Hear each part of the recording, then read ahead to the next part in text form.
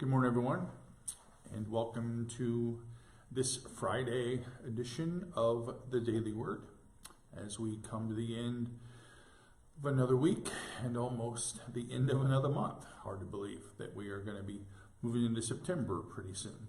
So I just want to invite you to worship on Sunday morning at 10:15. We're going to talk about hospitality, and we're actually going to use the kids to talk about hospitality. There's going to be a special treat, so you're going to want to be here to receive that special treat. 10:15. If you can't join us, you can always join us on Facebook Live here, and that'll begin at 10:15 as well. So hopefully you'll plan to be with us as we worship together on Sunday, August 28th. So I've chosen for this morning this part of a familiar story for us that we hear from the Gospel of Luke. It's part of the prodigal son story. Now, this is many more verses than what I'm going to read, and we know the story, but let's listen to this. The son said, "Father, I have sinned against heaven and before you. I am no longer worthy to be called your son." But the father said to his slaves, "Quickly, bring out a robe, the best one, and put it on him, and put a ring on his finger and sandals on his feet." So there are lots of meanings to this parable of the prodigal son. We can talk about forgiveness.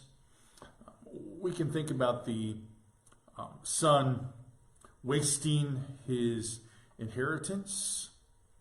We can talk about the older son, who is livid that his debt, his brother's debt, was forgiven and he was welcomed back. Because, he's been faithful, why shouldn't everybody else be faithful? Lots of interesting conversations. For me, this parable, at least for now, at least for today, because, stories change and parables change and things change. This is about grace. It's about the grace of the prodigal parent. The grace of this parent who, I imagine, had been waiting for this long lost son to come back and saw him from far off and didn't let the son finish his forgiveness speech about, "I'll just work in the field, I'll just be, one of your workers," but offering him amazing grace and putting a robe, his best robe, on him, and a ring on his finger and sandals on his feet. So there's this interesting conversation that happens here. And grace is something, by definition, grace is something that we did not and could not merit. Grace is something that we couldn't merit. It just comes to us. But this parable of the prodigal son is scandalous to us, who think that you ought to pull yourselves up by the bootstraps. And if you've wasted your inheritance or whatever it is, that you should be, in a sense, punished. But the father is, doesn't want to hear his well-rehearsed apology. Instead, he lavishes grace on the son that was lost. Now, prodigal means wastefully extravagant. And we usually apply that, to the kid who wasted all his stuff. But it seems to me that the child in this case, the son in this case, who demanded, if you will, his inheritance, who then wasted all, who came back on his hands and knees groveling, he is outmatched. He is outmatched by the extravagant, wasteful grace of his parent. It's interesting that the father not only forgives him, but he gives him the best robe and puts a ring on his finger and shoes on his feet, and they have a party because the son has returned. And there's enough grace. There's enough grace in the father, in the prodigal parent, to lavishly, extravagantly, not just forgive him, but welcome him back. And so there is in this conversation for us something that I think we need to think about in our lives. When we've been wasteful, when we haven't taken into account, all that we have in our lives, when we expect others to suffer because we suffered sometimes, we have to remember grace. Grace from God that is given to us, and the grace that we have that's unmerited. We sing that song at the end of prayer time right now. Grace, grace, God's grace. Grace that can cover our sins. Grace that we don't understand. And for us, if we're gonna live Christian lives, if we're really gonna be in community with each other, then we have to find ways to offer grace to each other. And even grace, you see, even grace that on our part might be wasteful and extravagant. Even grace on our part that offers those around us our best robe and put a ring on the finger and sandals on their feet and provide a feast. Even grace that is the unconditional love of God who runs out to meet us and welcomes us home. The prodigal son, we know the whole story. He wanted his inheritance. His father said, okay.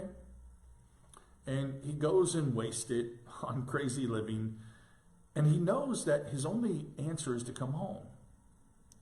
And to come home and to seek forgiveness, but to come home and work in the field, if you will, as one of the hired hands. The older brother, he's angry. And his father says to the older brother, look, you have all of this. Your debt has already been forgiven. Now I'm forgiving his. And this grace that's extended to the sons, to you, to me, unmerited grace, is, I think, the kind of grace that we're called to share with each other. Today, I got a call yesterday from an old friend. In the old days, it seems like old days when the spot was open for breakfast, which is where you would find me instead of Frisch's now. A couple gentlemen who came in there all the time, and I got to know them. And I've visited one of them in the hospital, and the other one's been at Fairhaven. I got a call yesterday from one of them who said, Jim, he is not doing well. He won't take his medicine, he's not going to eat, he just wants to die. And he's mad at everybody. And I've heard him say words I've never heard him say in the 50 plus years we've been together. He said, but he wants to see you. And he hates everyone, he says, but he loves you. And so I said, okay. So in a few minutes, I'm going to head out there. And he said, Jim, there's one last thing before we hung up. He said, there's one last thing.